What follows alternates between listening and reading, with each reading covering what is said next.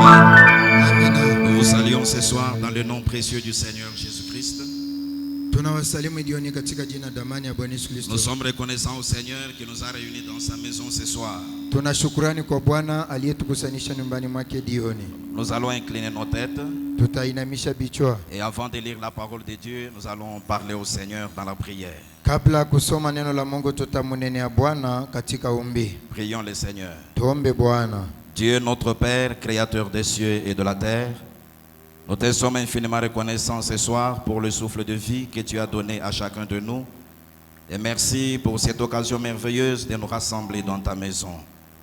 Nous sommes venus auprès de toi ce soir parce que tu es le seul vers qui nous puissions nous rendre.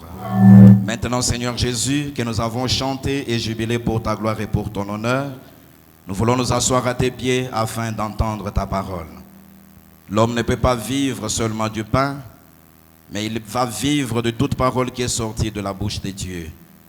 Nous avons la parole qui est sortie de la bouche de Dieu et nous te prions de la briser ce soir comme étant le pain du jour, de déposer cela dans le cœur de chacun de nous selon les besoins que nous avons.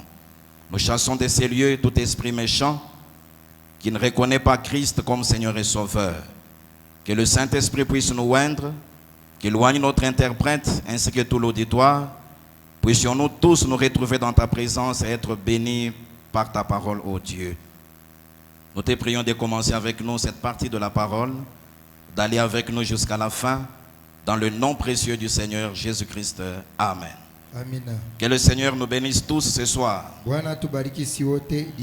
Nous allons nous lever pour honorer la lecture de la parole de Dieu.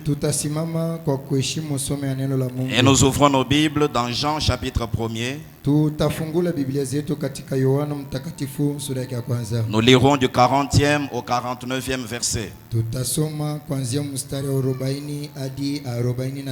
Jean chapitre 1er, 40 à 49, nous lisons. André, frère de Simon-Pierre,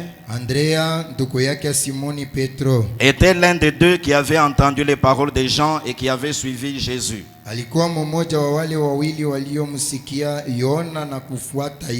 Ce fut lui qui rencontra le premier son frère Simon et il lui dit: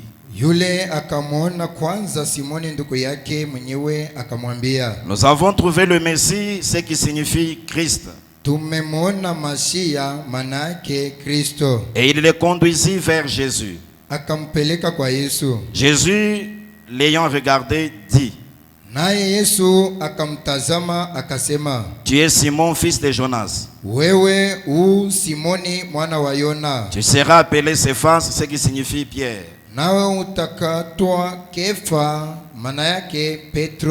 Le lendemain, Jésus voulut se rendre en Galilée et il rencontra Philippe.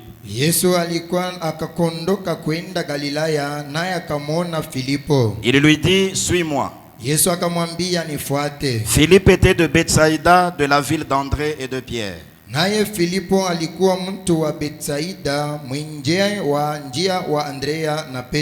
Philippe rencontra Nathanaël et lui dit: nous avons trouvé celui de qui Moïse a écrit dans la loi et dont les prophètes ont parlé, Jésus de Nazareth, fils de Joseph. Nathanaël lui dit: peut-il venir de Nazareth quelque chose de bon?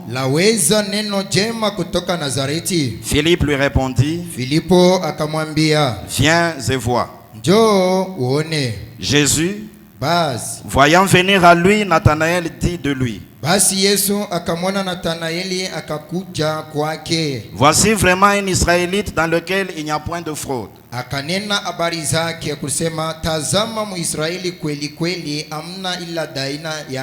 D'où me connais-tu? lui dit Nathanaël.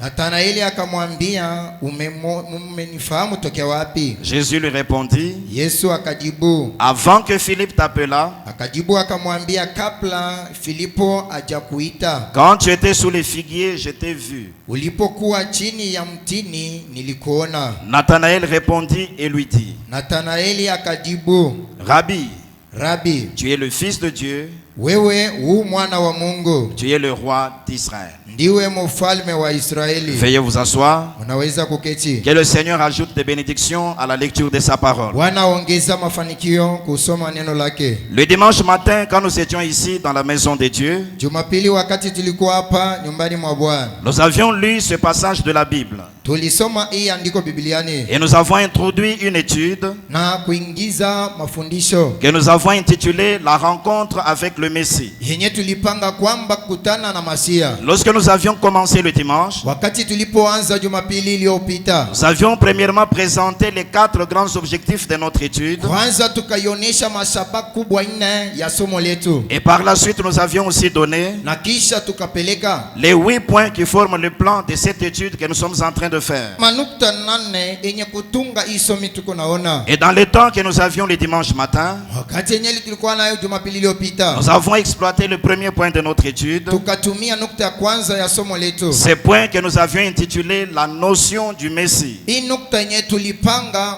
mafundisho ya Masia. Et en parlant de la notion du Messie, Sema kuhusu mafundisho ya Masia, nous avons montré que le mot Messie tulionyesha kwamba usemi Masia vient de Messias en hébreu inatokea ku Mesiasa et mkiebrania, cela correspond au mot Christ na ile inambatana na usemi Kristo, qui vient de Christos en grec. inatokea ku Christos mkiunani. Et donc Messie ou Christ disent la même chose. Kumbe Masia au Kristo ni kitu moja, Et cela veut simplement dire loin. na ile nataka kumananisha mpakaliwa. Et par rapport aux Écritures, Kuangaliana na maandiko, nous avions présenté le Messie en 2 formes. tulimonesha Masia katika miumbo mbili. La première forme, c'est celle d'un homme oint.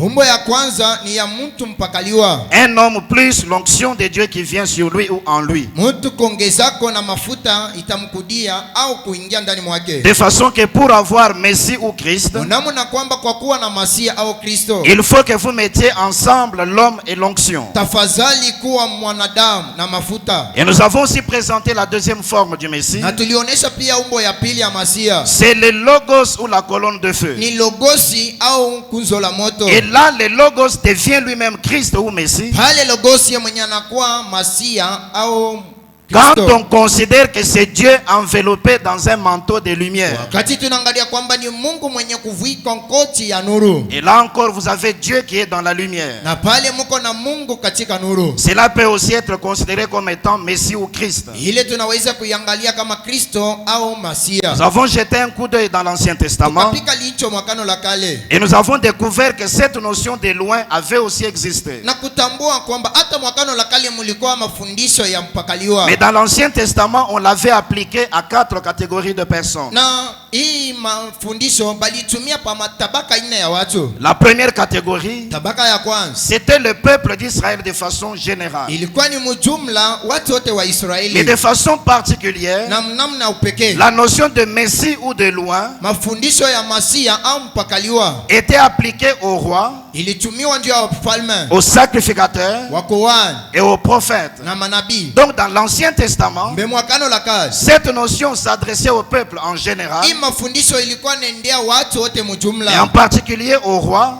pekee wafalme, aux sacrificateurs et aux prophètes. koani na manabii. Ils étaient des messies, Walikuwa Masia, ils étaient des oints de l'Éternel. walikuwa pakaliwa wa Bwana, Et nous avons vu que tout au long des âges de l'Ancien Testament, na tuliona kajiri nyakati yote ya kano la kale il y a eu donc beaucoup d'oints, kukakuwa wapakaliwa wengi, il y a eu beaucoup de messies, kukakuwa wa Masia wengi, mais tous ces gens préfiguraient le Messie par excellence. lakini hao watu wote walikuwa ni mfano wa Masia wa Et kweli. tous annonçaient la venue Wote walikuwa natangaza d'un kuja homme qui devait être oint de la plénitude de la divinité. kwa mtu mwenye angepaswa kupakaliwa na utele wa umungu. Et étaient des messies, mais avec mesure. Wao walikuwa wa Masia lakini mkipimo. Tout le peuple était considéré comme étant les oints de l'Éternel. Watu wote walikuwa kama wapakaliwa wa Bwana. Chaque roi qui venait sur le trône, Kila mfalme akujaye pakiti il cha enzi, recevait l'onction alikuwa anapokea et par mafuta. conséquent, il était oint ou messie. Kwa hivyo alikuwa Masia au mpakaliwa. Chaque sacrificateur était oint. Kila mkoani alikuwa mpakaliwa. On a même parlé de l'onction qui venait sur les prophètes. Alisema hata kuhusu mafuta ilikuwa nakudia Et manabii. tous ces gens qui étaient oints dans l'Ancien Wale Testament, watu wote walipakaliwa recevaient une portion selon la qualité de leur âme. Et à la fin de l'Ancien Testament, dans cette charnière-là, Jésus est apparu. Tous les autres avaient annoncé son apparition. Tous les autres l'avaient préfiguré. Mais le Messie par excellence devait être lui. C'était un homme, mais qui avait reçu la plénitude de la divinité. Des petits messies, et finalement le Messie en plénitude. Et dans le Nouveau Testament, Dieu a repris le même plan. Depuis le jour de la Pentecôte jusqu'en ces temps de la fin, le prophète a montré que nous avons eu beaucoup d'oins. Toutes sortes d'oins. Tout celui qui a reçu le Saint-Esprit. Le prophète a dit, vous devenez un oint de l'Éternel. Le peuple de Dieu a reçu le Saint-Esprit. Les messagers venaient avec la portion de leur âge. C'était des petits messies que le prophète a finalement appelé des messiettes. Mais en ces temps de la fin, le Messie devait apparaître sur la terre. Le Messie devait venir à la rencontre du peuple. Un homme oint de la plénitude de la divinité. C'est ce que Dieu a accompli en cette génération à travers le ministère de notre prophète. Lui n'a pas reçu l'Esprit avec mesure. Selon les Écritures telles que Luc 17:30. Ça ne devait pas être un petit Saint-Esprit venant dans le cœur d'un croyant. Mais de nouveau la plénitude de la divinité devait revenir et se manifester sur la terre. De nouveau le Messie sur la terre. Mais nous avons un peu poussé plus loin pour poser une question littérale. Le Messie aujourd'hui, c'est William Branham ou bien c'est la colonne de feu? Nous avons posé cette question à Moïse et nous avons vu les deux aspects de la réponse. Et le prophète a répondu de la même manière en ces temps de la fin. Nous avons vu un aspect dans lequel Branham, oint de la plénitude de la divinité, donne le Messie. Dans un autre aspect, Branham n'est pas le Messie, mais il présente le Logos comme étant le Messie. Dans l'aspect où c'est Dieu enveloppé dans un manteau de lumière. Et nous sommes allés plus loin dans un autre aspect où maintenant l'homme Branham a voilé le Messie ou le Christ. L'aspect où l'homme Branham a voilé les Logos ou le Christ. Et nous avons vu comment cet aspect-là pouvait s'appliquer. Et nous avons vu comment on peut manifester toutes ces choses-là. Et en fait, nous avons vu que le Messie, quand il vient à la rencontre de son peuple, il doit être reconnu par certaines choses. Et ces choses-là s'appellent les signes du Messie. J'ai insisté qu'il n'y a pas un seul signe par lequel on peut reconnaître le Messie. Mais le prophète a parlé des signes du Messie au pluriel. Et nous allons les voir littéralement dans le troisième point, que nous avons intitulé l'objet de la recherche. Mais dans le temps que nous avons ce soir, nous voulons prendre le deuxième point de notre étude. Et nous l'avons intitulé les trois peuples de Dieu. Les trois peuples de Dieu. Le Messie par excellence. Dieu dans sa plénitude, Mungu katika utele wake, ce grand Messie doit se manifester sur la terre. Yule Masia mkubwa angepaswa kuonekana duniani. Il doit venir et rencontrer son peuple qui est sur la terre. Anapaswa kuja na kukutana na watu wake aliye Mais duniani. nous voulons simplement montrer ce soir Lakini tunataka kuonesha ndio que Dieu n'a pas un seul peuple sur la terre dans un aspect. Mungu katika mweneo moja ana na umma moja. Dieu a 3 peuples sur la terre. Mungu duniani iko na umma tatu. Et nous voulons voir comment Dieu est arrivé à avoir ces 3 peuples. Tunataka kujua namna kani Mungu anakuwa na hii umma tatu. Et comment lui-même en tant que Messie, Na namna kani yeye mwenyewe kama Masia, il est venu à la rencontre de chacun de ces 3 peuples. amekuja kukutana na kila umma yote tatu. Pour commencer, j'aimerais dire ceci. Mwanzo nataka kusema hivi, Parce que nous parlons des 3 peuples de Dieu. kwa sababu tunasema kuhusu umma tatu ya Mungu. Retenons que du point de vue humain, Shikeni ya kwamba katika wanadamu ou d'après la science des hommes, au kufuatana na sayansi ya wanadamu, il y a plusieurs peuples sur la terre. kunako watu wengi duniani. Et les hommes de science, Lakini wafanye en sayansi considérant certains critères de classement, mkuangalia tabia fulani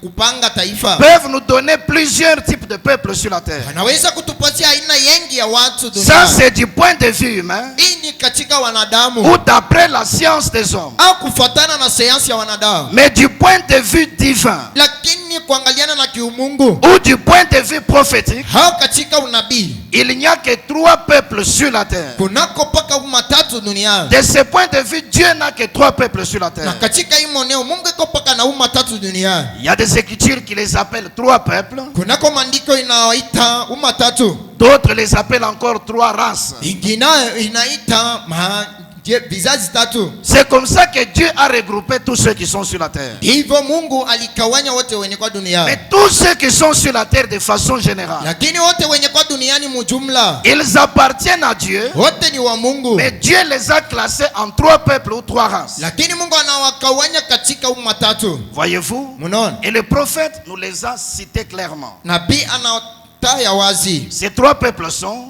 Hawa watu ni les Juifs, Wayahudi, les Samaritains Wasamaria et les gentils. na watu wa On mataifa. appelle encore gens des nations ou les nations. Eko naita pia wa mataifa au watu wa mataifa. Ce sont là les 3 peuples que Dieu a sur la terre. Lenjo umma tatu yenye kwa na Mungu hapa duniani. D'abord les Juifs, Kwanza Wayahudi, ensuite les Samaritains, kisha Wasamaria, et enfin les gentils qui sont les gens des nations. kishayo watu wa mataifa. Retenons que pour ce qui est d'exister sur la terre, Shikeni ya kwamba kwa vyenye kwa duniani, ces 3 peuples ont toujours existé sur la terre. hii umma tatu iko wako hapa duniani. Tous les 3 peuples en même temps. Watu wote tatu wakati moja. Mais quant à la rencontre avec le Messie, Lakini kwa kutana na Masia, ces 3 peuples ne les rencontrent pas au même moment. yale umma tatu haikutana na Masia wakati moja. Chaque peuple a sa génération. Kila umma iko na kizazi chao. Chaque peuple a sa dispensation. Kila umma iko na wakati yao. Chaque peuple a son temps précis. Kila umma iko na wakati yao yenye kujulikana. Voyez-vous? Munaona? C'est de ces 3 peuples que nous parlons ce soir. Jo kuhusu hao watu watatu tuko nasema jioni. Commençons par retourner aux origines. Tuanzie hapo kurudia mwanzo Pour que nous puissions essayer de découvrir ili tujaribu kutambua comment Dieu a évolué avec l'humanité ou les peuples namna kani Mungu aliendelea na wanadamu au watu pour arriver à n'avoir que ces 3 peuples sur la terre. tuya kufika kuwa paka na umma tatu duniani. Et pour que nous comprenions ces choses, Ili tuelewa hivi vintu, nous avons classé l'histoire de l'humanité en 2 périodes. tukakawanya historia ya wanadamu katika vipindi viwili. La première période que nous considérons ce soir, Kipindi cha kwanza kenye tunaangalia jioni c'est la période d'avant le déluge. ni kipindi kabla dalika. Et la deuxième période que nous allons considérer, Na kipindi cha pili kenye tutaangalia c'est la période d'après le déluge. ni kipindi kisha karika. Commençons par la période avant le déluge. Tuanzie hapo katika kipindi kabla karika. Comment Dieu a-t-il évolué avec l'histoire de l'humanité? Namna kani Mungu aliendelea na historia ya walimwengu. Prenons Genèse chapitre 1er, Kwa Mwanzo sura yake ya kwanza verset 27 mstari 27 et 28, il dit ceci. na 28 anasema Dieu créa l'homme à son image. Mungu akaumba mwanadamu kwa mfano wake. Il le créa à l'image de Dieu. Kamuumba kwa mfano wa Mungu. Il créa l'homme et la femme. Kaumba mume na mke.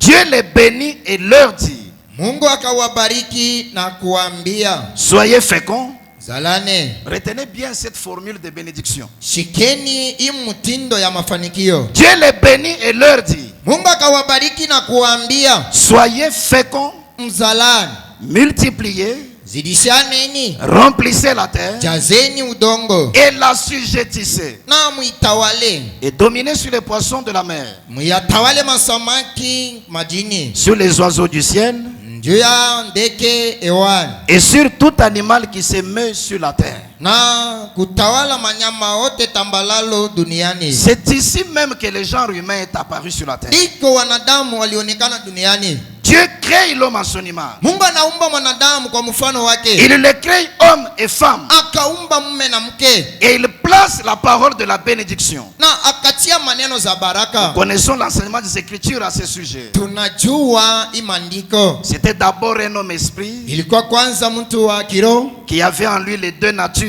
mwenye alikuwa ndani mwake na asili mbili. Il était à la fois homme et femme. Mara moja alikuwa mke na mume. Plus tard dans Genèse 2:7, kisha katika Mwanzo 2:7, Dieu a formé un seul corps de chair. Mungu akatunga mwili wengine wa mnofu. Et il a placé dans ce corps-là na kutiamo le seul homme esprit qu'il avait déjà créé. Roho moja yenye alikuwa alisakumba. Et la même parole de bénédiction l'accompagnait toujours. Maneno moja moja ya baraka ilikuwa Et naisindikiza. encore plus tard au verset 18, Kisha kumustari 18, Dieu les a séparés dans la chair. Mungu akawatenga katika Et mwili. finalement on a eu l'homme et la femme, Mwisaya kukawa mume na mke. chacun dans un corps de chair distinct. Kila mtu katika mwili wake tofauti. Mais Dieu avait déjà prononcé la bénédiction. Lakini Mungu alikuwa alisha kutamka mafanikio. Soyez féconds, multipliez, Zaeleni na muzidisheni. remplissez la terre. Jazeni udongo.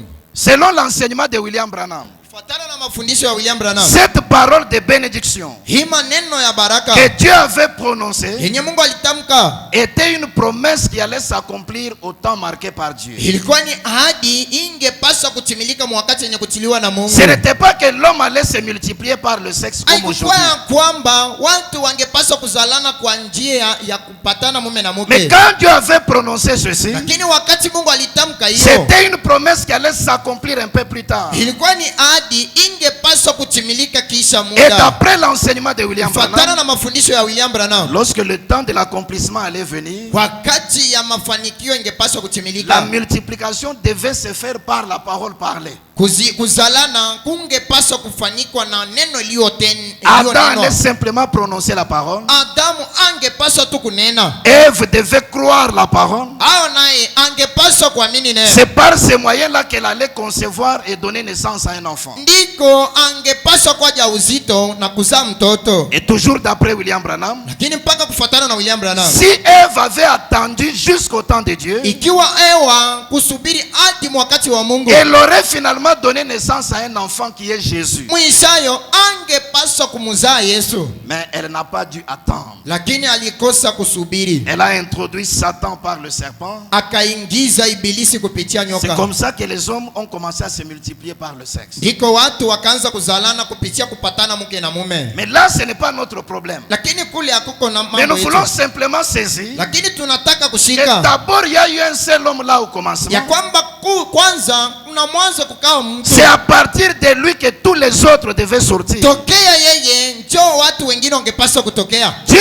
allait avoir simplement un seul peuple. Mungu angepaswa kuwa na mtu mmoja, Un seul peuple umma moja qui allait être formé des descendants d'Adam. yenye ingepaswa kutungiwa na uzao wa Adamu. Bien que nous nous reproduisons aujourd'hui par le sexe, Hata vile tuko na zalana leo kupitia kupatana kwa dans mume na un mke. sens des Écritures, Lakini katika mweneo wengine wa maandiko, tous les hommes ne sont sortis que d'un seul qui est Adam. watu wote wametokea kwa mmoja aliye Adamu. Et de ce point de vue-là, Katika ile mweneo sur la terre, il n'y a qu'un seul peuple. duniani kunako paka umma moja, Et ce sont tous les descendants d'Adam. na wote ni uzao wa Adamu. Acte chapitre 17, Matendo za Mitume katika sura yake 17 verset 26. mstari 26, La Bible dit ceci. Biblia inasema hiyo. Parlant de Dieu, il dit ceci. Kusema kuhusu Mungu anasema hiyo. Il a fait que tous les hommes Anafanya watu wote sortis d'un seul sang kutoka katika damu moja, habitassent sur toute la surface de la terre, wakati wote wa dunia, ayant déterminé la durée des temps kutia wakati et des bornes de leur demeure. na mipaka ya makao zao. Quand on regarde sur la terre aujourd'hui, Wakati tunatazama ulimwenguni on leo, voit beaucoup d'hommes, n'est-ce pas? tunaona watu wengi, sivyo? Beaucoup de gens. Watu wengi. Mais ce verset nous amène à saisir. Lakini ukurasa inatupeleka Tous ces hommes, malgré leur diversité, watu wote kufuatana na ne sont sortis que d'un seul sang. wanatoka paka mdamu moja. Et il est question d'Adam ici. Hapa ni mambo ya Adamu. Et si Louis II Hapa Louis wa pili dit tous les hommes sortis d'un seul sang, anasema watu wote walipotoka mdamu moja. la version de la Bible en français courant dit, Utafsiri wa Kimongo kepesi nasema à partir d'un seul homme, tokea mtu mmoja il a créé tous les peuples akaumba watu wote et les a établis sur la terre entière. na kuwatia udongoni. La version de la Bible Campon va encore plus loin. Utafsiri wa Campon inasema hivi, inaenda mbali. Lui dit, il a fait naître d'un seul homme toute la race des hommes. Yeye nasema anazalisha tokea mtu mmoja watu wote. Il a fait naître d'un seul homme Akazalisha toka mtu mmoja toute la race des hommes. aina yote ya rangi ya watu, Et il leur a donné pour demeure toute l'étendue de la terre. na kuwapatia makao udongoni. Voyez-vous, Mnaona? la grande Bible de Tours dit aussi, Biblia kubwa ya Turu inasema hivi, d'un seul homme, toka mtu mmoja il a fait sortir tous les genres humains. akatosha aina yote ya wanadamu. C'est là où nous devons être profonds dans l'étude des Écritures. Ndiko tunapaswa kuingia mkilindi kya maandiko. D'un seul homme, il a fait sortir tous les genres humains. Toka mtu mmoja akatosha aina yote ya wanadamu. De ce point de vue, Tokea hii mweneo on ne peut pas trouver sur la terre hatuwezi kukuta duniani un membre du genre humain mtu tu aina ya wanadamu qui n'est pas sorti de ce seul homme-là. mwenye atokea kwa yule mtu mmoja. Je sais que dans votre esprit, vous avez la question de Caïn. Maake ohoni mwenu mnamo ulizo ya Kaina. Comme je l'ai toujours dit, il n'y a pas de contradiction dans les Écritures. Jinsi nikalaka nasema katika maandiko hamko kubishana. Mais les Écritures ont des aspects et des applications. Maandiko ziko na mioneo tofauti. Quand j'enseignerai sur la semence du serpent, Wakati takapofundisha kuhusu mbeko ya je vous montrerai un aspect des Écritures takapoonesha moneo ya maandiko avec ce que William Branham dit. na kenye William Branham Et anasema. il dira même que Caïn, Abel et Seth étaient tous fils d'Adam. Atakaposema Kaina, Abeli na Seti wote walikuwa wana wa Adamu. Mais cela ne détruit pas la révélation sur la semence du serpent. Lakini ila ipomone mafundisho kuhusu mbeko ya Mais ibilisi. c'est un aspect dans les Écritures. Lakini ni moneo katika maandiko. Et cela a sa juste Na application. ile iko na namna yao ya kuitumia. Mais ici, retenons, Lakini hapa shikeni, d'abord, il y a eu un seul homme qui était Adam. kukawa mtu mmoja aliye Adamu. De ce seul homme-là, Tokea yule Dieu a fait sortir tous les genres humains. Mungu akatosha aina yote ya De wanadamu. ce seul homme, Tokea yule mtu Dieu a fait naître toute la race des hommes. Mungu akazalishamo aina yote ya wanadamu. Pour comprendre que tous les hommes qui sont sur la Juu terre, ya kuelewa kwamba watu wote aishaye duniani, si nous considérons le seul homme originel Adam, tukiangalia huyu mtu peke yake wa kumwanzo Adamu, tous sont descendants d'Adam. wote ni uzao wa Adamu. D'ailleurs, les prophètes le confirment. Japo nabii anaitisha Tous ne forment qu'un seul peuple wote tuko natunga umma moja et ils sont tous descendants d'Adam. na wote ni uzao wa Adamu. Donc, si vous considérez Kumbe ukiangalia la période avant le déluge, kipindi kabla gharika, Dieu n'a qu'un seul peuple. Mungu iko paka na umma moja. Il l'a sorti d'un même sang. Alitosha katika damu moja. Il l'a fait naître d'un seul homme. Alitosha katika mtu Et mmoja. tous ces gens qui sont sur la terre Hawa watu wote wenye kwa ne duniani forment qu'un seul peuple. wako natunga paka umma Et ils moja. sont tous descendants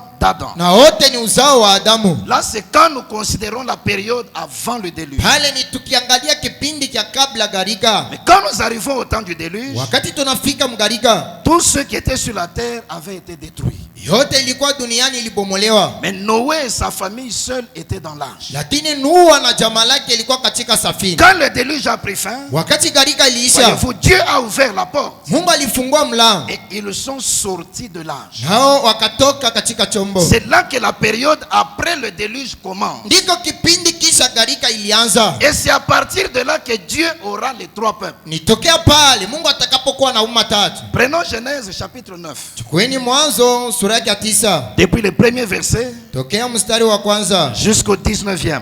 hadi mstari wa 19. Là, nous sommes au-delà du déluge. Pale tuko kipindi cha pili cha Nous gharika. savons que dans l'arche, il n'y avait que 8 personnes. Tunajua kwamba katika safira mlikuwa watu 8. Noé et sa femme, ça faisait 2. Noa mkewe walikuwa wawili. Les 3 fils de Noé et leurs épouses, ça faisait 6. Wanake watatu wa Nuru na wa bibi yao walikuwa 6. Et 2 plus 6 égale 8. Bili kuongeza na 6 manake 9. Au sortir de l'arche, kutoka katika safiri, sur toute la face de la terre, il n'y avait que 8 personnes. udongoni kulikuwa watu paka 8. Genèse 9 verset 1er. Mwanzo 9 mstari wa kwanza. Dieu bénit Noé et ses fils et leur dit. Mungu akabariki Nuhu na wanake akawaambia. C'est comme si Dieu les avait réunis quelque part. Kwa sababu vile Mungu aliwakusanyisha fasi fulani. Et dans cette rencontre là, il n'y avait que 4 personnes et Dieu. Katika ile mkusanyiko kukawa mpaka watu 4 na Mungu. Noé et ses fils. Nuhu na wanae. Dieu bénit Noé et ses fils et leur dit. Mungu akabariki Nuhu na wanao akawaambia. Soyez féconds. Zaeni, multipliez, muongezekeni, et remplissez la terre. Mukaijaze nchi. Dieu avait prononcé la même chose sur le premier homme. Mungu alitamka jambo moja moja juu ya watu wa kwanza. Il y a eu la multiplication sur la terre. Kukaa kuzalana duniani. Avec le déluge, Dieu les a tous détruits. Na gharika, Mungu akaribu wote. Et ici, Dieu veut recommencer avec le genre humain. Hapa mtu anaanza kuanzulula na aina nyingine ya wanadamu. Il a devant lui 4 hommes. Hapa mbele yake panapo watu 4. Noé et ses fils, c'est ce que la Bible dit. Nuhu na wanae. Ndio kenye Biblia inasema. Et Dieu s'adresse à ces 4 personnes. Na Mungu kana wanenea hao watu 4. Il leur dit soyez féconds. Anawaambia zaeni, multipliez, mukaongezekeni, et remplissez la terre. na mukaijaze nchi. Si nous comprenons l'écriture littéralement, tukaelewa tu andiko mkiasili, c'est que cette bénédiction hii baraka n'était pas seulement pour les fils de Noé, haikuwa paka njia ya wanake wa mais elle était aussi pour Noé leur père. Lakini ilikuwa pia njia ya Nuhu babao. Parce que Dieu a parlé à eux tous. Kwa sababu Mungu aliwanenea wote. Dieu leur a dit soyez féconds. Mungu akawaambia zaeni, multipliez, mukaongezekeni, remplissez la terre. mukaijaze nchi. Dieu était comme un prophète. Mungu alikuwa sawa vile nabii. Ou encore il était comme un pasteur. Au tena alikuwa sawa mchungaji. Noé, ses fils, Nuhu na wanake étaient les 4 croyants de son assemblée ce jour-là. walikuwa waamini 4 wa mkutano wake ile siku. Et ainsi dit le Seigneur a été prononcé. Na hivi Bwana alitamka. Une parole de bénédiction a été prononcée. Maneno za mafanikio zilitamkwa. Mais curieusement, quand les résultats se manifestent, lakini wakati ya mapato, au verset 18 et 19, mstari 18 hadi 19, la Bible dit, Biblia inasema les fils de Noé wana wa Nuhu qui sortirent de l'arche waliotoka katika safina étaient Sem, Cam et Japhet. ni Shemu na Amu na Yafeti. Retenez très bien ces 3 noms. Shikeni vizuri yale manjina Ce sont tatu. les noms des 3 fils de Noé. Ndio manjina tatu ya wana tatu wa Nuhu. Ils étaient Sem, Cam et Japhet. Walikuwa Shemu na Amu na Yafeti. Maintenant le verset 19. Sa mstari 19. Ce sont là les 3 fils de Noé. Hawa tatu walikuwa wana wa Nuhu. Et c'est leur postérité Na ni uzao qui peupla toute la terre. ilipojaa dunia Donc, yote. si nous considérons tous les peuples qui sont sur la terre aujourd'hui, Tukiangalia watu wote walio duniani leo, après le déluge, kisha gharika, tous ces peuples qui sont sur la terre, hao watu wote wenye kwa dunia, selon le verset 19, kufuatana na mstari 19, ils sont la postérité des 3 fils de Noé. ni ukoo wa wana tatu wa Nuhu. Tous ceux qui sont sur la terre, Wote wenye kwa udongoni, il y en a qui viennent de Sem, kunako wengine wanakutoka kwa Shemu, il y en a qui viennent de Cam, wengine wanatoka kwa Kaamu, et les autres viennent de Japhet. wengine wanatokea kwa Yafeti. C'est là que nous allons découvrir nos 3 peuples. Ndiko tutatambua umma letu tatu. Mais si vous avez été attentif à la lecture, Kama ulikuwa na usikilizivu kusoma, il y a un enseignement que nous devons tirer de ces 2 versets. kunako mafundisho tunapaswa kutokisha mwa hii maandiko mbili. C'est-à-dire le verset 1er, Maana mstari wa kwanza, là où Dieu a prononcé la bénédiction, kwenye Mungu anatamka mafanikio, et le verset 19, na mstari 19, là où nous voyons les résultats de la promesse. kwenye tunaona mapato ya ahadi. Voici, Tazameni, quand Dieu a parlé au verset 1er, wakati Mungu alinena kwa mstari wa kwanza, il s'est adressé à Noé et à ses 3 fils. akanenea Nuhu na wanake watatu, Il a placé la bénédiction de la fécondité sur eux. akatia baraka ya uzao juu yao. C'était comme un ainsi dit le Seigneur. Ilikuwa sawa vile asema Bwana. C'est Dieu lui-même qui leur a parlé. Hapa ni Mungu yeye mwenyewe anenaye. Sous 4, Nini amu? Soyez féconds, c'est la terre. Ongezekeni na jazeni nchi. Quand on arrive au résultat final, Wakati tunafika kwa mapato za mwisho, la postérité qu'on voit uzao wenyewe tunaona n'est venue que de 3. inatokea paka kwa watatu. La parole de Dieu Neno la Mungu avait-elle failli dans le cas de Noé? eti lishindwa mu mambo ya Nuhu? Là, je suis un peu évangélique. Pale niko wa kinjili. La parole n'a pas failli. Neno haikushindwe. Seulement, Mpaka peut-être comme Noé était déjà vieux ila tu saa zingine gisi Nuhu alikuwa et qu'il alishazeka n'était plus en mesure d'avoir des enfants, na akuwa mukimo kya kuwazaa watoto, la parole prononcée par Dieu neno iliyotamkwa na Mungu n'a pas trouvé en lui l'équipement nécessaire haikukute ndani mwake vyombo vyenye kustahili pour lui permettre de produire les résultats. kwa kumruhusia kupamba mapato. Voyez-vous, Unaona, c'est là où on peut se retrouver. ndiko tunaweza kutanika Dans une même église, kanisani moja, dans une même réunion, katika kusanyiko la moja, parole de Dieu peut sortir. neno la Mungu linaweza Une kutoka, parole sous l'onction peut être prononcée. neno chini ya upako inaweza kutoka, Une promesse peut être lue. hadi inaweza kusomewa, Une bénédiction peut être prononcée. sur le baraka peuple. inaweza kutamkwa. La parole de Dieu a la puissance qu'il faut. Neno la Mungu iko na uwezo Mais yote, le problème, c'est le terrain qui reçoit la parole. lakini mambo ni shamba yenye kupokea neno. Il faut que quand la parole vient, Tafadhali wakati neno inakuja, il faut qu'elle trouve un équipement nécessaire. tafadhali kukuta vyombo vyenye Et kustahili. j'annonce ce soir Natangaza hidi que yote l'équipement nécessaire qu'il ya faut, kwamba vyombo vyenye kustahili c'est une foi authentique que vous devez avoir. ni imani ya kweli yenye unapaswa kuwa nayo. Voilà pourquoi quand cet homme Cha kwa maana wakati mtu qui avait son enfant épileptique, mwenye alikuwa na mtoto wake wa kifafa il a dit à Jésus, akamwambia Yesu, si tu peux quelque chose, kama unaweza kitu fulani, viens au secours de mon incrédulité. njoo usaidia kutokuamini kwangu. Cet homme a mis en jeu le pouvoir du Seigneur. Huyu mtu akafezea uwezo wa Bwana. Lisez votre Bible. Someni Biblia yenu. Jésus s'est étonné. Yesu akashangaa, Il a dit, si tu peux. akasema kama naweza, Mais il lui dit, lakini anamwambia tout est possible à celui qui croit. yote inawezekana kwa aliyeamini. Le pouvoir, je l'ai. Mawezo niko nayo, Mais si tu n'as pas la foi, lakini kama unakosa imani, ce pouvoir n'agira pas. ile uwezo haitatumika. C'est là où William Branham dit, Ndiko William Branham anasema, même si j'ai dit ainsi dit le Seigneur, vous hata êtes kama guéris. anasema hivi asema Bwana, Mais si vous n'avez pas votre propre foi, lakini kama unakosa imani yako pour binafsi croire dans cela, kwa kuamini hiyo, ça ne produira pas les effets. haitapamba matunda. J'aime cette phrase que William Branham a prononcée. Napenda hii useme ya ndugu Branham. Il a dit, Dieu Sema Mungu ne peut vous aider haweza na kusaidia que dans la mesure mpaka mkimo où votre foi lui permet d'opérer en vous. ambamo imani yako inamruhusia kutenda ndani mwako. Dieu Mungu ne peut vous aider haweza na que kusaidia dans la mesure mpaka mkimo où votre foi lui permet d'opérer en vous. ambamo imani yako inamruhusia ye kutenda. Nous savons que la parole de Dieu c'est une sémence. Tunajua kwamba neno la Mungu ni mbeko. La sémence peut avoir le germe de vie. Mbeko inaweza kuwa na chembe la uzima, Mais il faut que la terre dans laquelle elle est placée lakini tafadhali udongo ambamo imetiliwa soit une terre bien fertile iwe udongo ya et mboleo débarrassée de toutes les ronces. na yenye kutosha na miba yote. Sinon,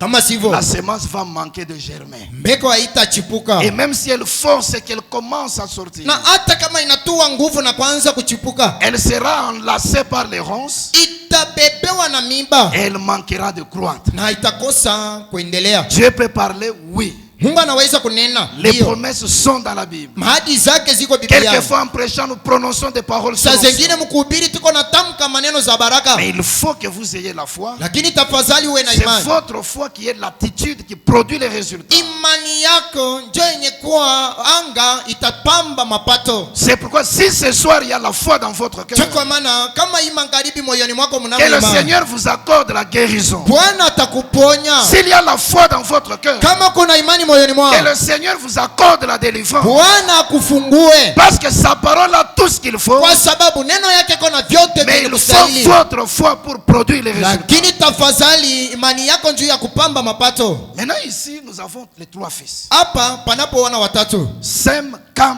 et Japhet. Shemu, Kam na Yafeti. Et la Bible vient de nous montrer Biblia inatokea mkutuonesha que c'est leur postérité qui a peuplé toute la terre. ya kwamba ni uzawa ilijaza dunia. C'est qu'il n'y a que 3 peuples sur la terre. Make udongoni kunako paka matatu. Et ces 3 peuples Na wale matatu sont les descendants de ces 3 fils de Noé. ni uzao wa hawa na tatu wa Nuru. Maintenant, comment est-ce qu'on peut établir les liens Hasa namna gani tunaweza kuipatanisha entre les 3 fils et les 3 peuples? kupatanisha wana watatu na matatu? Je vais donner une certaine classification.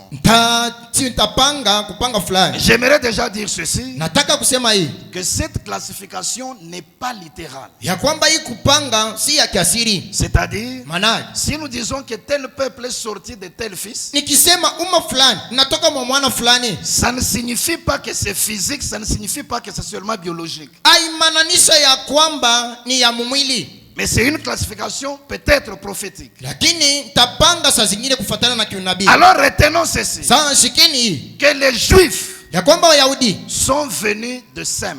wametokea kwa Shemu, Les Samaritains Wasamaria sont attribués à Cam. wanatokea kwa Kamu, Et les nations ou les gentils wanatokea kwa Amu, lakini watu wa sont mataifa attribués à Japhet. wanatokea kwa Yafeti. Comment suis-je arrivé à une telle conclusion? Namna gani nilifikia mkukomesha huko? Voici premièrement la déclaration du prophète. Tazameni kwanza tamko ya nabii Dans le sermon Siméon et Anne, katika mahubiri Simeoni na Ana prêché le 11 yenye kuhubiriwa tarehe 11 février 59. mwezi wa pili mwaka 59 Au point 27, haya 27 la partie A, il dit ceci. sehemu ya kwanza anasema hivi: Il alla trouver les Samaritains. akakuta huko Wasamaria. Souvenez-vous-en. Kumbukeni, Il n'alla jamais vers les gentils. asikukwende kamwe kwa watu wa mataifa, Seulement vers les Samaritains et les Juifs, mpaka kwenda Wasamaria na Wayahudi, les descendants de Cam et de Sem. uzao wa Shemu na Amu. Et nous les gentils, Na sisi watu wa mataifa nous sommes les descendants de Japhet. tuko uzao wa Yafeti. Dans cette déclaration, Katika hii tamko le prophète fait le lien entre les 3 enfants de Noé nabii anapatanisha wana watatu wa Nuhu et les 3 peuples que Dieu a sur la terre. na tatu yenye Mungu iko nayo duniani. Maintenant, il prend les Samaritains et les Juifs. Anachukua Wasamaria na Wayahudi, Et parmi les enfants de Noé, katikati watoto wa Nuhu il prend pour eux Cam et Sem. anabeba juu yao Shemu na Amu. Maintenant, il parle avec une telle précision. Sasa anasema na usahihi, Une telle précision qu'on ne peut plus avoir la confusion. usahihi yenyewe hatuwezi kuwa na mvurugo. Et nous les gentils, Na sisi watu wa mataifa, et nous les gentils, na sisi watu wa mataifa nous sommes les descendants de Japhet. tuko uzao wa Yafeti. C'est que nous retenons clairement Maana tunashika wazi que les gentils sont les descendants de Japhet. ya kwamba watu wa mataifa ni uzao wa Yafeti. Maintenant, Sasa les Juifs et les Samaritains, Wayahudi na Wasamaria nous allons les classer avec Cam et Sem. tutawaachia pamoja na Shemu na Amu. Dans la Bible, Biblia Genèse chapitre 11, Mwanzo sura ya 11, vous prendrez du 10e au 26e verset. tachukua mstari wa 10 hadi 26. La Bible va nous aider à découvrir Biblia itatusaidia mkutambua l'ascendant véritable des Juifs. uzao wa kweli ya Wayahudi. Verset 10. Mstari wa 10, Voici la postérité de Sem. tazameni uzao wa Shemu. Sem, âgé de 100 ans, Shemu mwenye kutimiza umri ya miaka 100 engendra Arpascad akamzaa Arpakshad 2 ans après le déluge. miaka 2 kisha gharika. Vous allez continuer la lecture à la maison. Utaendeleza na maandiko nyumbani. Ce texte donne la descendance de Sem. Hii maandiko inaleta uzao wa Shemu. Maintenant, quand on arrive au verset 24, Sa wakati tunafika mstari 24, on parle d'un certain Nakor. anasema kuhusu Nakor. mtu fulani Nagor. Nakor, âgé de 29 ans, engendra Terak. Nakoru aliyetimiza umri ya miaka 29 akamzaa Nous Teraku. sommes dans la descendance de Sem. Hapa tuko muzao wa Shemu. Ils se sont multipliés jusqu'à Nakor. Walizalana hadi mwako. Et au verset 24, Mstari 24 on montre que Nakor, âgé de 29 ans, inaonyesha kwamba Kor umri ya miaka 29 a engendré Terak. akamzaa Terashi. Maintenant au verset 26. Hasa mstari 26, Terak, âgé de 70 ans, Terashi mwenye kutimiza umri ya miaka 70 engendra Abram. akamzaa Abrahamu. Le tableau devient maintenant clair. Hapa ubao imekuwa wazi. Quand on arrive à Adam, Wakati tunafika kwa Abraham, quand on arrive à Abraham, tukifika kwa Abrahamu, on peut maintenant bien citer la suite. Tunaweza sasa kwa wepesi kufuata ufuatao. Abraham a été changé en Abraham. Abraham akabadilishwa kuwa Abraham. Abraham engendra Isaac. Abrahamu akamzaa Isaka. Isaac engendra Jacob. Isaka akamzaa Yakobo. Jacob engendra les 12 patriarches. Yakobo akawazaa wazee 12. Et les 12 patriarches, les 12 tribus. Na wazee 12 wakaizaa makabila 12. Et on les appelle les Juifs. Wakaoita Wayahudi. D'après ces deux écritures, Kufuatana na hii maandiko mbili, la citation que nous avons lue nuko yenye tunasoma et ce texte de la Bible, na hii andiko ya Biblia, nous comprenons que Sem tunaelewa kwamba Shemu a donné les Juifs. ama analeta Wayahudi. Japhet a donné les gens des nations. Yafeti anazaa watu wa mataifa. Cam a donc donné les Samaritains. Amu amewazaa wa Samaria. Voyez-vous? Unaona? Cela donne la chose de façon claire. Ile inaleta ubao wazi. Maintenant au sujet de Samaritains. Asa kuhusu wa Samaria, Le prophète va faire une déclaration ici. nabii hapa atatamka Dans le sermon La reine de Séba, katika mahubiri Mariamu wa Seba, prêché le 3 mai 58. yenye kuhubiriwa tarehe 3 mwezi wa 5 mwaka 58. Point 67. Haya 67. La partie B, il dit ceci. Sehemu ya pili anasema Que pensez-vous qu'il avait eu comme pensée? unafikiria nini ya kwamba yeye alifikiria nini? Certainement. Kabisa kabisa. C'est Jésus hier. Yesu wa jana Il s'est manifesté kadionekanisha et il s'est révélé devant les Juifs na kujifunua mbele ya Wayahudi et devant les Samaritains. na mbele ya Masamaria. Il n'y a que 3 races. Kunako paka uzazi 3: Les Juifs, Wayahudi, les gentils watu wa mataifa et les Samaritains. na wa Samaria. Maintenant remarquez, Sasa tazameni, les Samaritains watu wa Samaria sont mi-juifs, mi-gentils. Auko Wayahudi au watu wa mataifa. Les Samaritains, Wa Samaria c'est-à-dire ils sont moitié juifs, moitié gentils. manake weko na sehemu ya watu wa mataifa na sehemu ya Wayahudi. Les Samaritains sont mi-juifs, mi-gentils. Wa Samaria weko na sehemu ya Wayahudi na sehemu ya watu wa mataifa. Et il conclut en disant c'est tout. Anakomesha mkusema ndio yote. Donc nous comprenons clairement Tunaelewa wazi que les Samaritains ne sont pas une race pure. ya kwamba wa Samaria auko kuo wa kweli. C'est un mélange. Ni mchanganyiko. Ils sont mi-juifs, mi-gentils. Weko na sehemu ya watu wa mataifa na sehemu ya Wayahudi. Comment alors les Samaritains sont-ils apparus sur la terre? Namna gani wa Samaria walionekana duniani? Comment ce mélange s'était-il produit? Namna gani mchango ilitendeka? Je vais raconter beaucoup de choses. Taeleza vitu vingi. Mais notez le texte de la Bible. Andikeni anwani ya Biblia. Tout ce que je vais raconter, Vyote tansema. vous allez trouver dans la Bible, Tabikuta Biblia. en commençant par 1 Samuel chapitre 8. Kuanzia Samueli wa kwanza sura ya 8. Et vous allez lire tout ce qui va suivre jusque dans 2 Rois chapitre 17. Tasoma vyote fatavyo hadi wafalme wa pili. Vous commencez par 1 Samuel 8. Tanza katika Samueli wa kwanza 8. Vous terminez le livre d'1 Samuel. Unamaliza kitabu kia Samueli wa Vous kwanza. lisez tous les livres de 2 Samuel. Unasoma kitabu kyote kia Samueli wa Vous pili. lisez tous les livres d'un roi. Unasoma kitabu kyote kia wafalme wa kwanza. Commencez le deuxième livre des rois. Unaanza kitabu kia pili kia wafalme wa pili. Jusqu'à la fin du 17e chapitre. Hadi mwisho wa sura yake ya 17. Alors vous allez comprendre ce que je vais raconter maintenant. Pale mtaelewa kenye nitanena sasa. Rappelez-vous Kumbukeni que nous avons déjà saisi ya kwamba tulishashika et les Juifs sont donc une race pure. ya kwamba Wayahudi ni ukoo wa kweli. Et ils sont attribués à Sem. Ni ukoo bora. Yo ni Shemu. Les gentils ou les nations Watu wa mataifa sont aussi une race pure. honao pia ni ukoo bora. Et l'écriture les a attribués à Japhet. Na maandiko inawapeleka kwa Yafeti. Mais les Samaritains qu'on a attribués à Cam Lakini wa Samaria wenyewe wanapeleka kwa Amu. sont un métissage ou un mélange. Ni mchango. Ils sont mi-juifs, mi-gentils. Weko na sehemu ya Wayahudi na sehemu ya watu wa C'est qu'il y a mataifa. une partie de la nature des Juifs en eux. Make ndani mwao mnamo sehemu ya Wayahudi. Ils ont aussi une autre partie qui vient des nations. Weko pia na sehemu ingine yenye kutokea kwa watu wa mataifa. Je raconte maintenant comment cela est arrivé. Naeleza sasa namna kani litendeka. Nous connaissons ceci. Tunajua hii.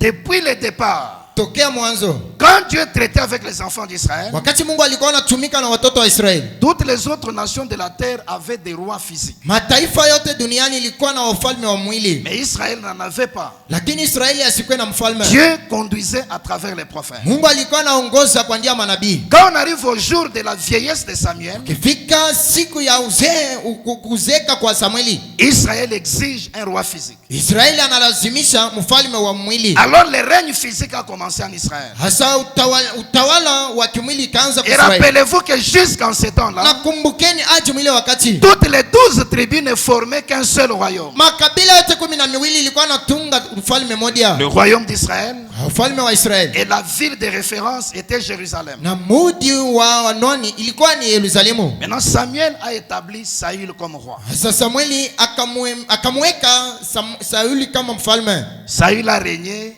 Dieu l'a remplacé par David. Saulo akatawala, Mungu akarudisha hapo Daudi. David est mort, Dieu l'a remplacé par son fils Salomon. Daudi akafariki, Mungu akarudisha hapo mwanake Salomon. Les 12 tribus étaient toujours ensemble et ne formant qu'un seul royaume. Makabila yote 12 ilikuwa pamoja na kuitumba paka ufalme moja. Vers la fin de sa vie, Karibu mwisho wa maisha yake, Salomon s'est tourné vers les divinités étrangères. Salomon akatazama wa Mungu wa kigeni, Et Dieu s'était fâché. na Mungu akasirika, Il lui a dit, après ta mort, je vais diviser le royaume. akamwambia kisha mauti yako mtakawanya ufalme. Quand Salomon est mort, le royaume a été divisé. Wakati Salomon alipofariki, ufalme ikagawanika. Il y a eu 2 tribus. Kukawa makabila mbili, La tribu de Juda et celle de Benjamin, kabila ya Yuda na ya Benjamina, qui ont formé le royaume de Juda. yenye ilipotunga ufalme wa Yuda, Et la capitale était Jérusalem. na mtaa kubwa ilikuwa Yerusalemu. Les 10 autres tribus Makabila ingine 12, ont formé le royaume d'Israël. makabila ingine 10 ikatunga ufalme wa Et Israeli. vous allez trouver dans la Bible les différents noms de leur capitale. Mutakuta mu Biblia manjina tofauti ya mji kubwa yao. Maintenant, considérons le royaume d'Israël. Hasa tuangalieni ufalme wa Israeli. Le premier roi qu'ils ont eu, Mfalme wa kwanza walipata il s'appelait Jéroboam. alikuwa anaitiwa Yeroboamu. Il a régné, un autre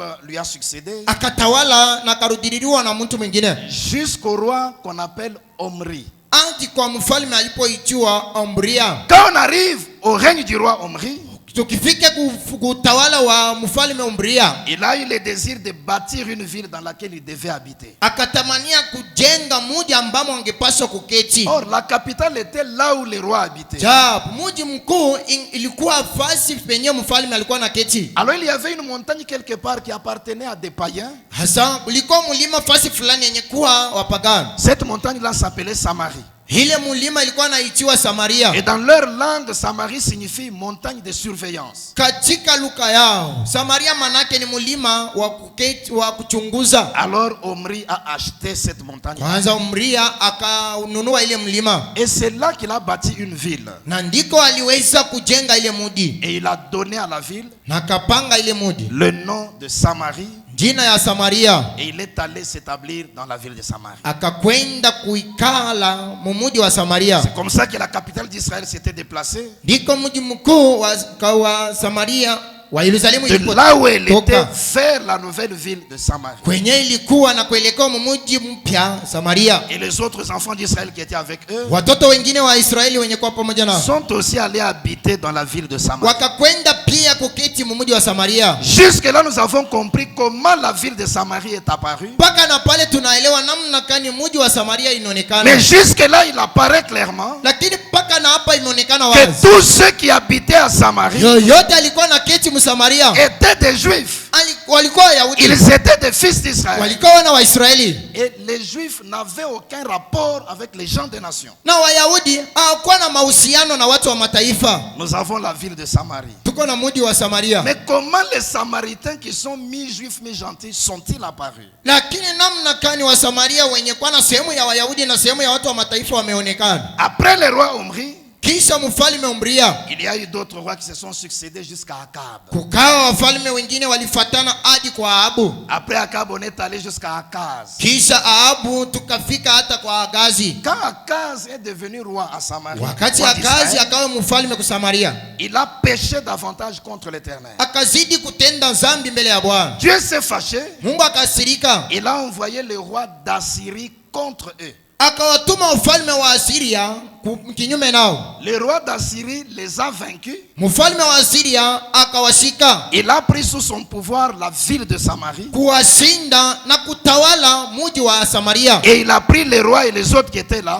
Na kuchukua mfalme na watu wengine walikuwa. Il les a amenés sur d'autres territoires en déportation. Kuwapeleka katika nchi nyingine mutumwa. Donc la ville de Samarie était restée vide. Mji wa Samaria libaki wazi. Mais sous la domination du roi d'Assyrie. Chini ya utawala wa mfalme wa Asiria. Maintenant le roi d'Assyrie Sasa mfalme wa Asiria est allé prendre des colons akakwenda kuchukua watu wa utajiri qui étaient des Babyloniens walikuwa wa Babeli et qui appartenaient à d'autres nations païennes. lakini walikuwa mataifa mengine wa kipagano. Il les a amenés dans la ville de Samarie pour qu'ils puissent s'y établir. Kuwapeleka mji wa Samaria ili wapate kujipanga. Vous comprenez comment nous évoluons? Mnaelewa namna gani tuko naendelea? Les païens Wapagano venant des nations wanatoka kwa mataifa se sont retrouvés à Samarie, wakakutanika Msamaria qui au départ était comme une ville de Dieu. yenye kumwanzo ilikuwa sawa vile mji wa Mungu. Quand ils sont arrivés là-bas, Wakati walifika eux ne connaissaient pas les lois juives. wao kwa najua torati ya Wayahudi. Ils étaient sur une terre Walikuwa mudongo qui devait être une terre sainte. yenye ingepaswa kwa udongo takatifu. Mais ils y ont amené leurs idoles et leurs divinités païennes. Lakini walileta miungu yao na masanamu yao ya kipagano. Et dans ce mouvement-là, Na katika ile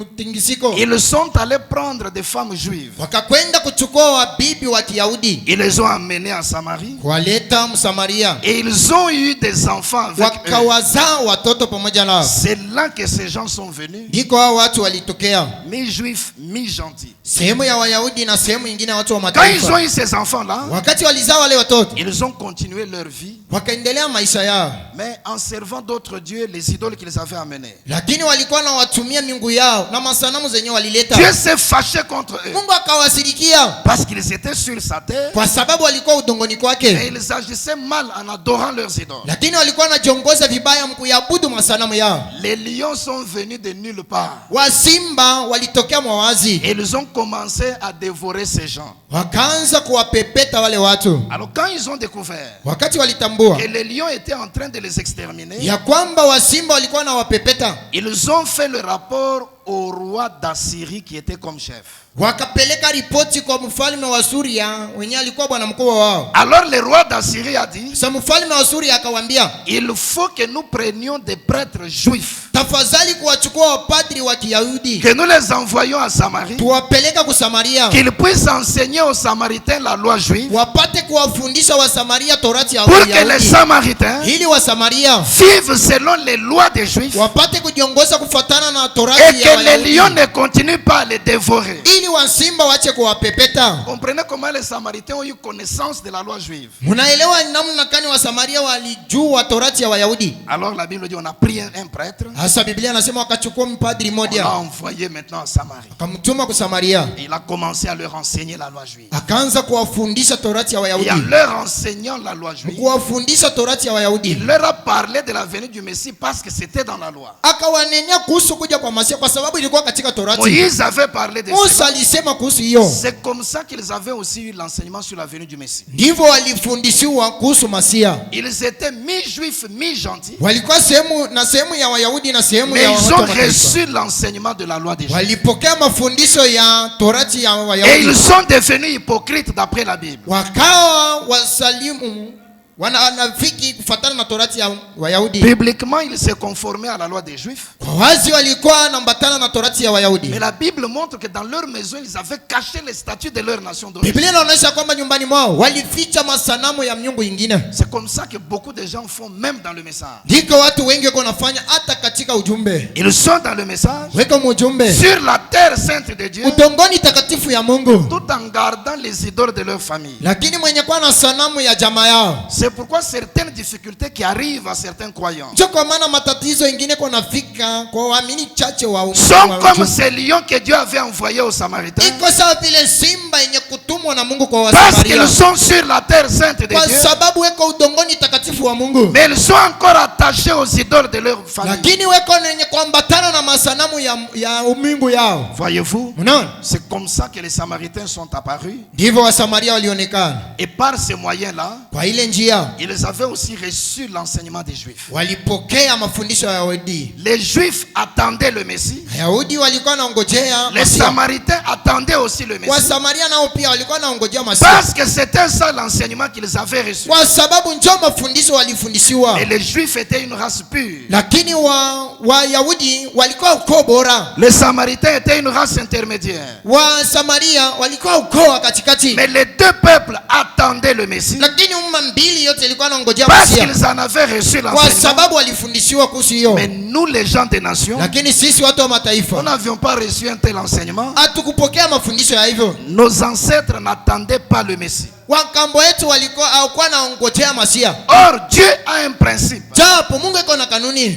Il ne va que vers ceux qui l'attendent. Eko naendea paka wenye kumchunga. Si vous ne vous attendez pas à quelque chose, Kama waongojea kitu fulani, Dieu ne l'enverra jamais vers vous. Mungu asitatuma kama kuwako. C'est pourquoi Jésus, en tant que Messie, Choko maana Yesu kama Masia, lors de sa première venue, wakati wa kuja kwake kwa kwanza, il est allé seulement akaenda paka rencontrer les Juifs et les Samaritains. akaenda ila kukutana tu na Wayahudi na Parce que Wasamaria. c'était les deux peuples qui attendaient sa venue. Kwa sababu ilikuwa ni ile umma mbili ilikuwa naongojea kuja Et quand il kwake. les a rencontrés, Sasa wakati alikutana nao, il a manifesté un de ces signes. akaonekanisha moja ya maishara Il a zake. discerné leur vie. Akafafanua maisha Il yao. a discerné les pensées de leur cœur. Akafafanua mawazo ya mioyo yao. Et ceux qui avaient la foi dans l'attente du Messie, Na wenyewe walikuwa na imani mkongojea kwa Masia. ceux dont les yeux pouvaient s'ouvrir Wenyewe macho zingepaswa pour kufunguka reconnaître le Messie en leur temps, kwa kutambua Masia wa wakati wao. ils l'ont reconnu. Wakamtambua. Il a rencontré quelques Juifs dans Jean chapitre 1er. Akakutana na Wayahudi chache katika Yohana sura ya Quand Pierre kwanza. est arrivé devant lui, Wakati Petro alimkudia, il a dit: tu es Pierre, akamwambia wewe ni Petro, fils de Jonas. mwana wa Yona. Tu seras appelé Céphas, Takapoitiwa Kefa, ce qui signifie maana Pierre. yake Petro.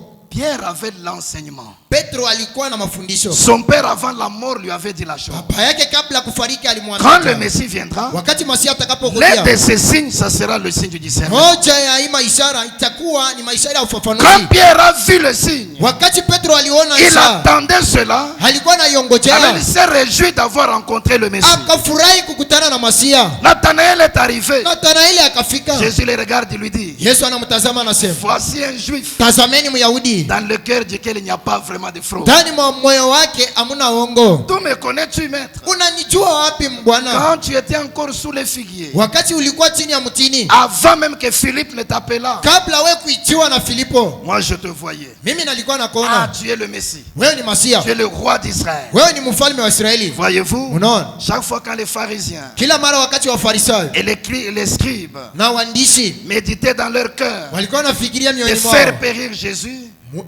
de faire périr Jésus, walikuwa nafikiria kuua Yesu. ils discernaient cela. Akafafanua Il leur hiyo, disait: akawaambia, pourquoi avez-vous de telles pensées? mbona muko na mawazo ya hivi? Mais c'est une pensée dans le cœur. Lakini hii ni wazo moyoni, Nous ne l'avons pas encore exprimée. hatujawahi kuieleza. C'était le Messie sur la terre. Yeye alikuwa ni Masia udongoni, Il a rencontré les Juifs, akakutana na Wayahudi, mais il a aussi rencontré les Samaritains. lakini alikutana pia na Wasamaria. Dans Jean chapitre 4, Katika Yohana sura yake ya 4, voyez-vous, la Bible dit au verset 4, unaona Biblia anasema mstari wa 4, comme il fallait qu'il passe par la Samarie. kisi ilipendeza apitia kusamaria. Donc c'était une obligation, Ilikuwa ni lazima, parce qu'eux aussi avaient l'enseignement kwa sababu wao pia et walifundishwa ils attendaient le Messie. na walikuwa naongojea na kumchunga Il Masia. fallait donc qu'il passe par la Samarie. Ilipendeza ye kupitia kusamaria, Comme preuve que les Samaritains avaient l'enseignement, kama ushahidi ya kwamba Wasamaria walifundishwa. cette petite femme prostituée Huyu mke mdogo kahaba lui dit: je sais anamwambia najua que le Messie doit venir. ya kwamba Masia anapaswa kuja, Je sais najua que le Messie doit venir. ya kwamba Masia anapaswa kuja.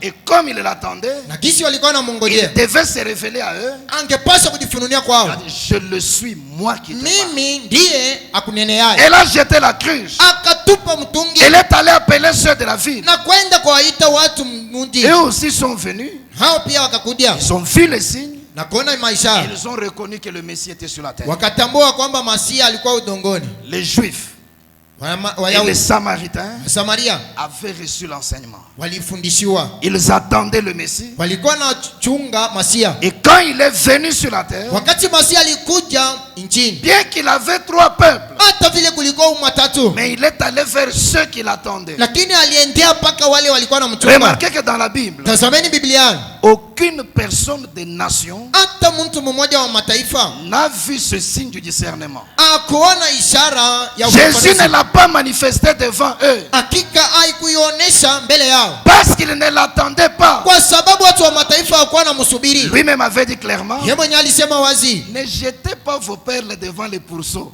musitupe malulu yenu mbele ya Donnez la chose à celui qui en connaît la valeur. Patia bei kwa yule mwenye kujua bei. Sinon il faut piétiner cela. Walikanyanga. Voyez-vous, Unaona? il est allé seulement vers les Juifs Akaingia paka Wayahudi et les Samaritains, wa Samaria, mais il est resté avec la dette des gens des nations. lakini alibaki na deni ya watu wa mataifa, Parce que c'est un père. kwa sababu ni baba. Il a 3 enfants sur la terre. Eko na watoto watatu nchini. Il est Dieu. Yeye ni Mungu. Il a 3 peuples sur la Eko na terre. matatu udongoni. Il ne doit pas traiter celui-ci d'une manière Apaswa kutumika na namna fulani et traiter l'autre d'une autre na manière. kutumika na mwingine namna nyingine. Il fallait qu'il paye la dette des nations. Ilipendeza apate kulipa deni ya watu wa mataifa Avant qu'il ne vienne nous rencontrer comme étant le Messie, kabla kuja kutana nasi kama Masia. il fallait qu'il nous donne d'abord l'enseignement. Ilibidi tupate kufundishiwa C'est là naye. où le prophète dit, Ndiko nabii anasema dans les âges de l'église, kadiri nyakati ya kanisa nous avons eu environ 2000 ans d'enseignement. tukawa na miaka 2000 ya mafundisho. Et quand on arrive à la fin des âges, Wakati tunafika mwisho wa les kizazi, nations ont aussi reçu l'enseignement. watu wa mataifa nao pia walifundishiwa. Alors le Messie doit venir à leur rencontre. Hapo Masia angepaswa kukutana nao. Et quand il vient vers les nations, Wakati anakudia watu wa il mataifa, doit être les mêmes. anapaswa kuwa yule yule Et il doit les rencontrer de la même manière. na anapaswa kutana nao namna moja moja. Sinon, on va le taxer d'injuste. Kama sivyo atakuwa mzalimu. Alors, voici la mathématique. Tazameni hesabu Dans Luc chapitre 17, katika Luka takatifu sura yake ya 17. Jésus Yesu promet la venue du Messie au temps des nations. anajia kuja kwa Masia wakati wa watu wa mataifa. Il montre que ça sera le même Messie et la même chose. Anaonesha kwamba itakuwa ni Masia moja moja na jambo moja moja, Parce qu'il dit comme l'éclair kwa sababu anasema gisi umeme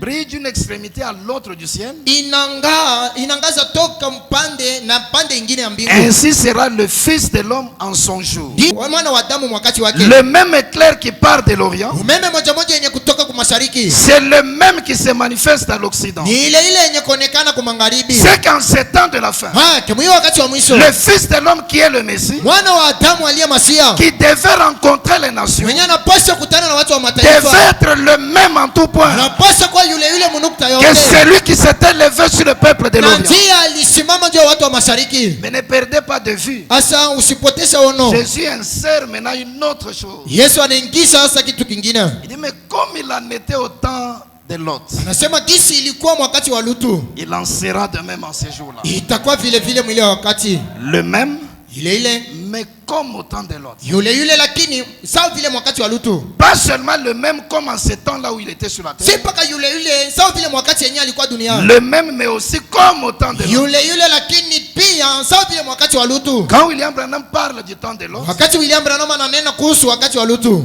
il dit que c'est lui qui était allé chez Abraham. anasema yule alienda kwa Abrahamu C'était Elohim, S majuscule, Seigneur. alikuwa Elohime, herufi ya esi ya mkubwa Bwana. Elohim dans la chair. Elohime katika mwili, Et il a manifesté un des signes du na Messie. alionyesha mmoja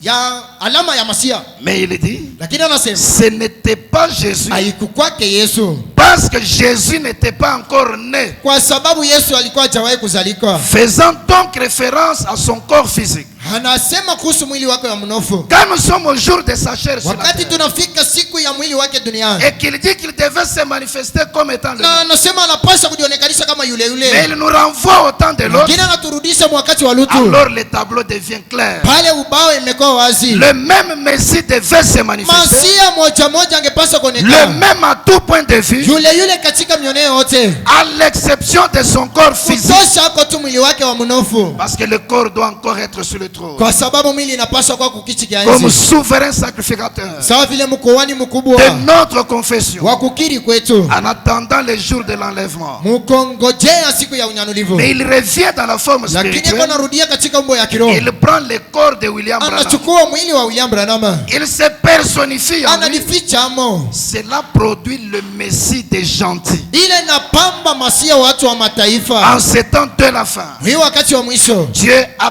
payé la dette des nations. Mungu analipa deni ya watu wa mataifa. Dieu s'est révélé comme étant le juste. Anajionekanisha kama mwenye haki. Il était allé vers les Juifs Aliendea Wayahudi et vers les na Samaritains. kuendea wa Samaria. Mais en ces temps de la fin, Lakini mwiyo wakati wa mwisho, il est venu vers nous ametukudia dans l'âge des gentils. katika kizazi cha watu wa Et nous avons mataifa, reçu le Messie sur la na terre. tulimpokea masia udongoni. La même chose qui était en Jésus de Nazareth. Jambo ile ile yenye kuwa katika Yesu wa Mais Nazareti. cette fois-ci, Hii mara la même chose mais en William Branham. jambo ile ile lakini ndani mwa William Branham. Cela signifie Ile inamaanisha que Dieu na kwamba Mungu a permis anaruhusia que tous les trois peuples umma lote tatu rencontrent le Messie. ikutana na masia, Mais chaque peuple, lakini kila umma dans sa génération, katika kizazi chake, dans sa dispensation, katika wakati ou wake, encore dans son temps précis. au tena katika wakati wake wa sasa. Je termine par cette déclaration. Namalizia painuku Dans Messieurs, nous voudrions voir Jésus. katika mahubiri Bwana, tunataka kumwona Yesu. Prêché le 19 Nikuhubiriwa tarehe 19 mai 61. mwezi wa 5 mwaka 61, Point 47. haya 47. Eh bien, Vizuri, nous voyons que quand il est arrivé, tunaona wakati alifika il y avait kukakuwa les gentils.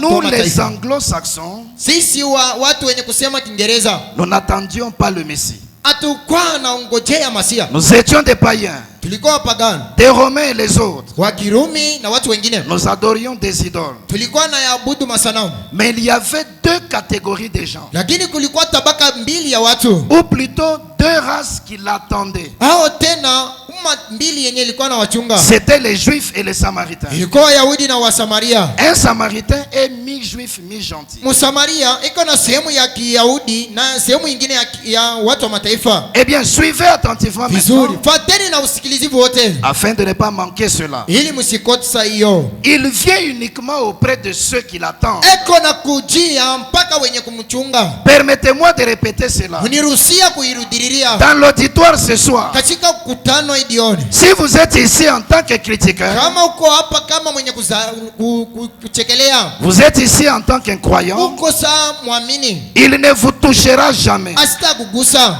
Il ne fera que vous réprimander. hata kukemea tu, Mais il vient auprès de ceux qui l'attendent, lakini eko na kujia wenye kumchunga, qui croient. wenye kuamini. Nulle part dans les Écritures, Hata fasi moja katika maandiko jamais il n'est allé ailleurs kama hajawahi kwenda pembeni, qu'auprès des croyants. kwenda mpaka kuamini. Point 50, il dit, Haya 50 anasema et bien plus tard, vizuri, kisha muda jamais ces œuvres n'avaient été accomplies devant les gentils à l'époque.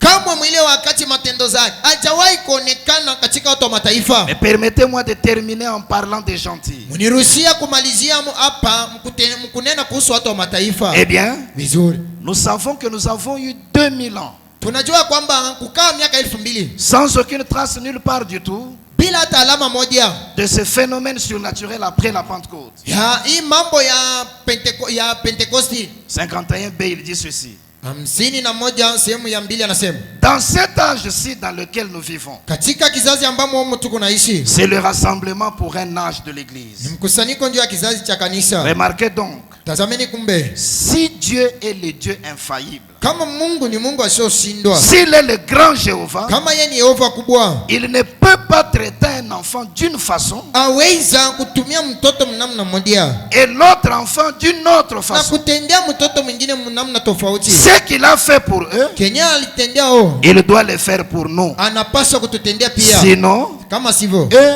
avaient eu quelque chose que nous n'avons pas eu. walipokea kitu fulani Kenya atupokee. 59 partie A, il dit ceci. 59 sehemu ya kwanza anasema, Eh bien, ne l'oubliez pas. vizuri, msisaulika. Eh bien, dans ces derniers jours, Vizuri, mwi wakati wa mwisho, remarquez, tazameni, pas Jésus sur terre dans un corps physique, si Yesu udongoni katika mwili wa mnofu, mais l'esprit de Jésus lakini roho ya Yesu dans la chair humaine, mwilini mwa wanadamu, comme le sarment du cep, sawa vile tawi ilikuwa nasema, fera la même chose dans la chair humaine. itakuwa vile vile mwili wa wanadamu. Eh bien, ne l'oubliez pas. Vizuri msisaulike. Et vous, tabernacle du blé nu, Nini ngano yenye kuitwa maskani, ne l'oubliez pas. msisaulike. Dans ces derniers jours, Wima siku za mwisho, remarquez, tazameni, pas Jésus si Yesu ici sur terre dans un corps physique, hapa udongoni na mwili wa mnofu, mais l'esprit de Jésus lakini roho ya Yesu dans la chair humaine, katika mwili wa mwanadamu, comme le sarment du cep, sawa vile tawi ya fera kimwili la même chose dans la chair humaine. itafanya vile vile mwili wa mwanadamu. Dieu n'a eu que 3 peuples sur la terre. Mungu iko paka na umma tatu udongoni. Quand nous considérons la période au-delà du déluge, Wakati tunaangalia kipindi kisha gharika, et ces 3 peuples na hao watu watatu sont les descendants de Sem, ni uzao wa Shemu, de Cam et de Japhet. uzao wa Amu na Yafeti. Les Juifs sont attribués à Sem. Wayahudi wanaenda kwa Shemu, Les nations attribuées à Japhet. watu wa mataifa wanaenda kwa Yafeti, Les Samaritains sont attribués à Cam. Wasamaria wanaenda kwa Amu. Ils sont mi-juifs, mi-gentils. Wao weko na sehemu ya Wayahudi na sehemu ya watu wa mataifa. Et le Messie devait aller à la rencontre de ces 3. Na Masia angepaswa kwenda kutana na hao watu wote. Quand Jésus est venu dans la première venue, Wakati Yesu alikuja mkuja kwake kwa il kwanza, est allé vers ceux qui l'attendaient, aliendea walikuwa na mchunga, les Juifs et les Samaritains, Wayahudi na Wasamaria, parce qu'ils avaient l'enseignement, ils l'attendaient. kwa sababu walifundishiwa. Les nations ont eu les âges, Watu wa mataifa wakawa na vizazi près de 2000 ans pour l'enseignement, karibu miaka 20 pour qu'ils arrivent à connaître ce à quoi s'attendre. kajiri miaka 2000 ndio kujifunza kuja kwa Masia. Aujourd'hui, Dieu a payé la dette des nations. Leo Mungu analipa deni ya watu wa mataifa. Le Messie s'est manifesté sur la terre. Masia anaonekana duniani. Nous, gens des nations, Sisi watu wa mataifa nous avons aujourd'hui rencontré notre Messie. tunakutana leo na Masia wetu. Pas Jésus sur terre dans un corps physique, Hapana Yesu udongoni katika mwili wake wa mais utukufu, l'esprit de Jésus dans la chair humaine. lakini roho ya Yesu katika mwili wa mwanadamu. Je dirais clairement, Tasema wazi, toute la plénitude de la divinité utele wote wa umungu en William Branham sur la katika terre. William Branham C'est cela udongoni. le Messie des gentils. Vile takuwa Masia wa watu wa mataifa. Et il est venu vers nous aujourd'hui. Anatukujia leo Parce que nous avions reçu l'enseignement dans les âges kwa sababu tunajifunza katika nyakati et nous l'attendions. na tulikuwa na mchunga. Pendant qu'on nous prépare un cantique, Wakati hivi kuna tutayarisha wimbo, j'aimerais que chacun de nous comprenne nataka kila mmoja wenu aelewe que Dieu a fait pour nous ya kwamba Mungu anatutendea ce qu'il avait fait pour les autres. jinsi aliwatendea wengine. Il n'a pas été injuste, Hakukuwa msalimu. alors il mérite notre adoration. Sasa anastahili mabudu yetu, Il mérite nos acclamations. anastahili kusanga, Il mérite nos cris de joie.